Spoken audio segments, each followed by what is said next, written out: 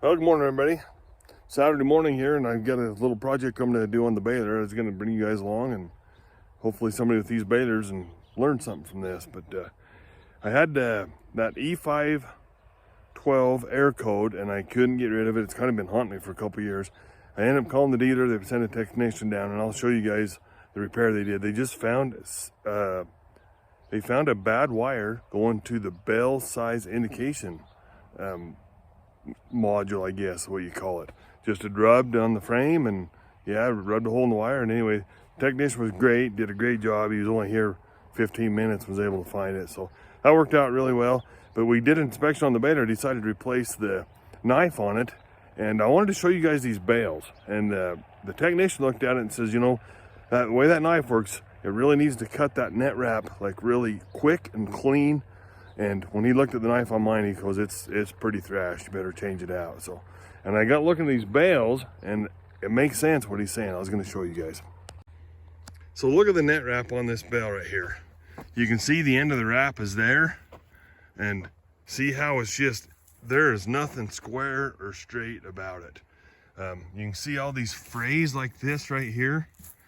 I'll show you when I get back to the baler, but I had all kinds of trouble with having this frayed net just wrap on a couple of the rolls.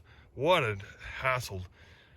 Go through a couple knives trying to get that cut off. But you can see the bales. So that guy there, you can see that one's about the same. It's just, there's nothing square or straight about the way that knife is cutting. There's another bale, it's all over the place. Another bale over here that's pretty good. I can show you guys what I'm talking about. So right here, see this, how it's really frayed? That stuff is catching on the rolls. I think it is.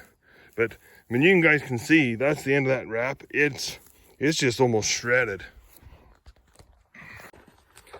So I'll go back to the baler. I'm up in the stackyard right now, but I'll go back to the baler. We're gonna change that the knife out and the brush. And the brush isn't in terrible shape, I don't think.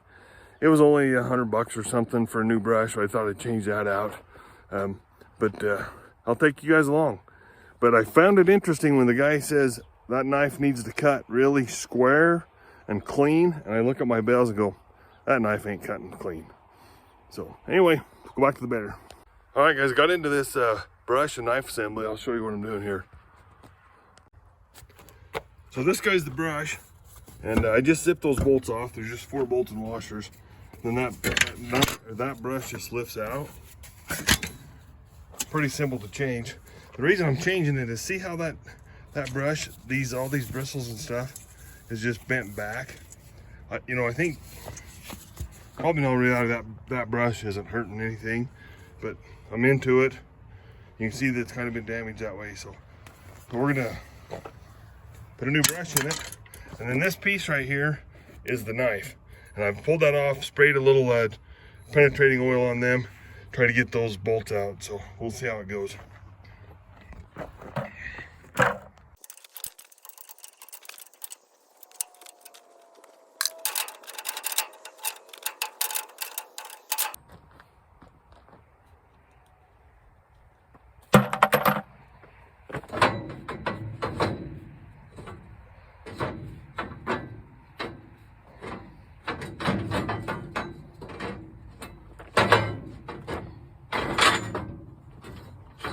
There we go, got her out. So the technician told me that this knife should be sharp as a razor. And I suppose you could cut your finger on it if you tried hard enough, but it is not what you'd call sharp. And I've read some things that guys are sharpening these and having success. The technician told me they don't have that good of luck doing it. So I just decided to buy a new one. So anyway, we'll go grab the new knife.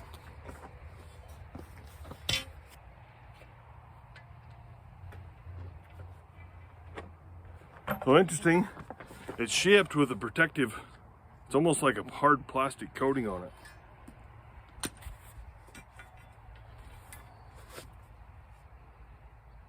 Yeah, that thing is freaking razor sharp. And the technician told me, so be careful when you put them in because they are super, super sharp. that old one. I wonder if this is not making my bales not look the way they should.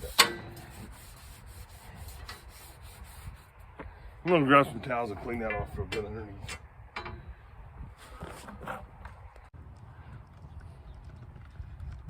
All right, guys, what I decided to do is, I don't know where this baler came from, but wherever it was super high moisture, because this thing is just kind of rusty. Pulled that off, and there's a little bit of surface rust underneath that. I'm just gonna take a minute, wire brush it, and then spray a little paint on it.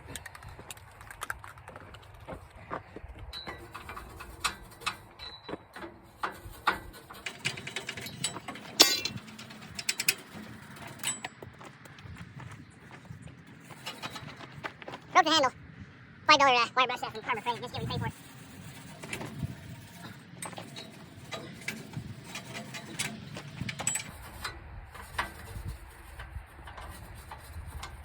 I just mainly want to get all the dirt and any of the surface rust I can off with the wire brush.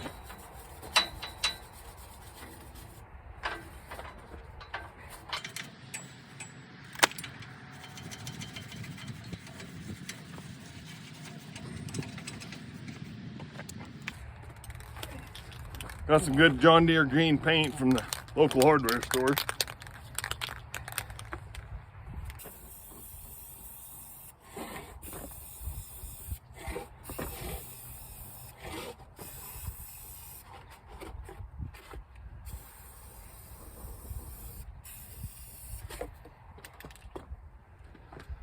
All right, so I'm gonna call that good on the paint.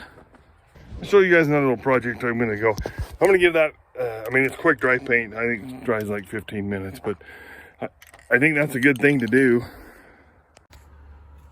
You guys see, I just put a little coat of paint on that.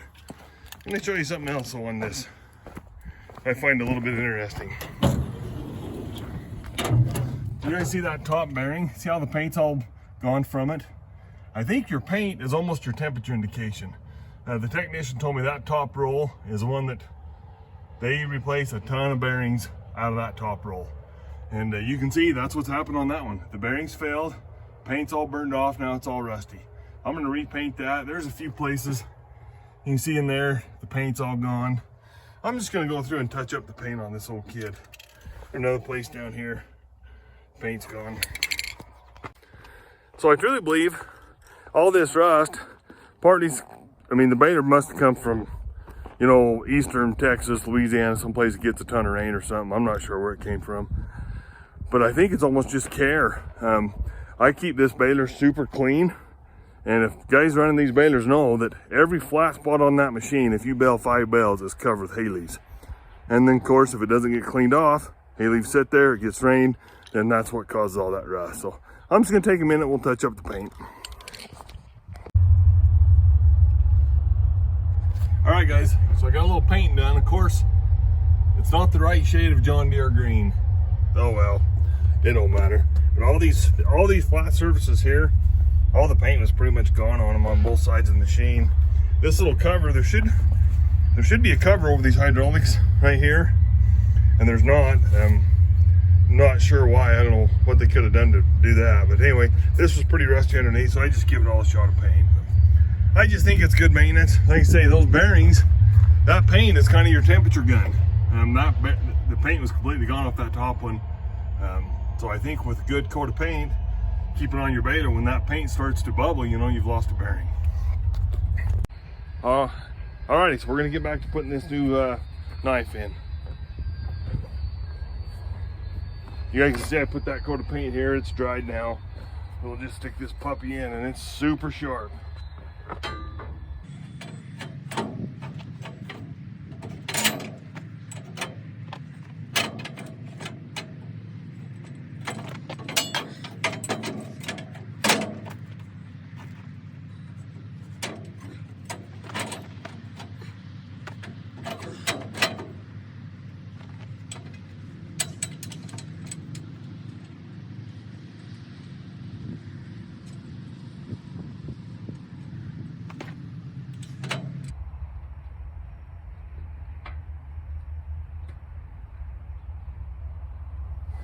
So it's a little bit of a puzzle to get in there. I think I dingered the threads up on that one bolt a little bit.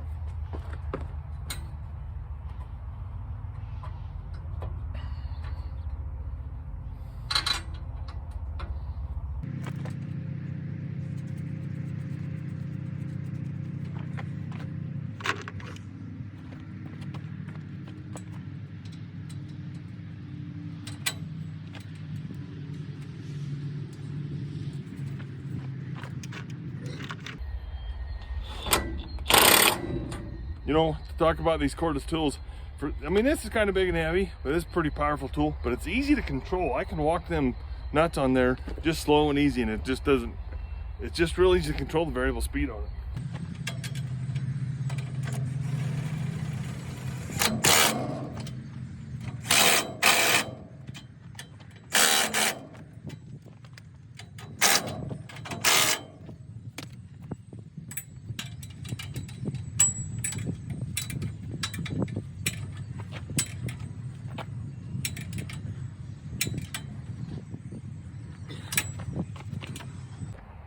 So here's a new brush.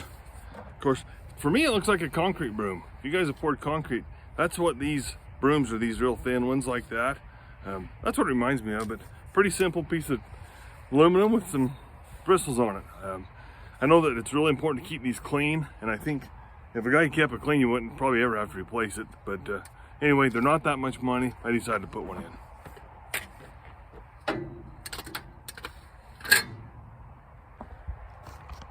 Alrighty, got the brush installed. I was going to show you guys on this brush. So these holes are slotted, and I think probably in theory, as the brush wears, you can slide it up into place, or you know, to tighten that clearance up a little bit. The old brush was adjusted in that same place, all the way out is what I would call it. So I don't know. I'd be interested to see if people are actually sliding them up as they wear, but who knows. All right, guys, well, about done with the baler. I'm gonna just give it a good quick grease job on it and get it parked. We're gonna be baling hay. I don't know, this hay's shooting up. Seems like it's doing really good. Probably another 3 or 4 weeks. So I'll do a follow-up video because I want to see how this new knife cuts that net wrap. You know, I showed you guys the bales at the beginning of the video here that they're not square, they're not straight. So I'm hoping that this will be an improvement on it. So what I did is just replace the knife. I think I showed you guys how I replaced the brush on this also, and I replaced the little brake on it. I don't really think it needed to. I'll flip it around and show you guys. So here's the old brake. You can see the grooves in it. My neighbor that's had a baler like this for several years, he said that when they start getting grooves in them, you need to replace them. I think this guy had a lot of meat left on it. The new brake was 20 bucks. I don't know what it was. Real simple to put on. So there's a stack of shims here on the back of it. I think what I'm gonna do is just watch as I start seeing any grooves at all. I'm gonna start putting the shims on this side, and that's how the technician told me the whole system is designed. So put that on. It was real simple. I actually had to pull this pin and pull this arm off to get it out of there. It was kind of jammed in there in a weird way, but it was pretty simple. So, you know, this old equipment, well, it's funny, that technician asked me, he said, how many bales are on this? I told him 18,000 and some change. He said, these balers are solid. He goes, you've got another 18,000 left in it with some maintenance. So anyway, I think what I might do this winter is take it to the dealership and have them replace all the belts and bearings. He looked at the pickup on this, which is another kind of high maintenance item. He said, man, the pickup looks great on it. We've seen where some of the bearings have failed. My neighbor had that done, and he said that was money well spent. You know, my little operation, if I did that, I would probably never have trouble with this baler again. I've replaced 2 sets of bearings on it so far. And I think it's kind of a thing in these round balers to just take them out there and put new belts and bearings on it.